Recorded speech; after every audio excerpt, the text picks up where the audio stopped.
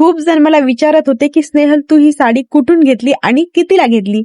चला तर मग सांगते. ऍक्च्युली आजही मी एका ऍड शूटला गेले होते आणि तिकडून येते वेळेस आम्ही गेलो होतो कॅन्टीनला, कारण खूप जास्त भूक लागली होती आम्हाला.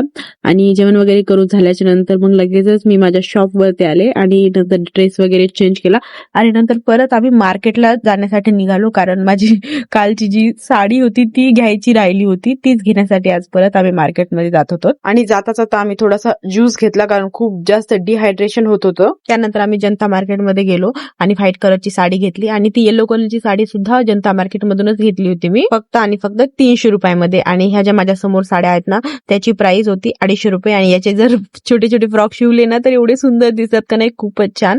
आणि त्यानंतर सायंकाळी मी गेले होते मोटो ब्रदर्सला. ऍक्च्युली आमचे जे वरद भैया आहेत त्यांनी ओपन केले कार डिटेलिंग स्टुडिओ, सो त्याच्याच ओपनिंगला गेलो होतो आम्ही. आणि तिथे त्यांचा डॉगी पण होता, सो आम्ही त्याच्यासोबत खेळत बसलो होतो. ऍक्च्युली 2-3 दिवसापासून मला माहिती होतं की त्यांच्या स्टुडिओची ओपनिंग आहे आज, आणि दुपारपर्यंत आज माझ्या लक्षात होतं. आणि नंतर मी कोणत्या टेन्शन मध्ये होते की मी विसरले. थँक गॉड मला खुशीने फोन केला सायंकाळी की दीदी तू येतेस का नाही. तेव्हा माझ्या लक्षात आलं की यार आज ओपनिंगला जायचं होतं मला. सो लवकरात लवकर मी तयार झाले आणि ओपनिंगला गेले. आणि त्यांनी स्टुडिओ एवढं छान डिझाईन केलं ना, खूपच छान, मला तर खूपच आवडलं. आणि भैया मला म्हणतात की मी स्टुडिओ टाकले तर तुम्ही आता लवकरात लवकर कार घ्या. आएंगे भैया, हम बहुत जल्दी कार लेकर आएंगे आपके स्टुडिओ में.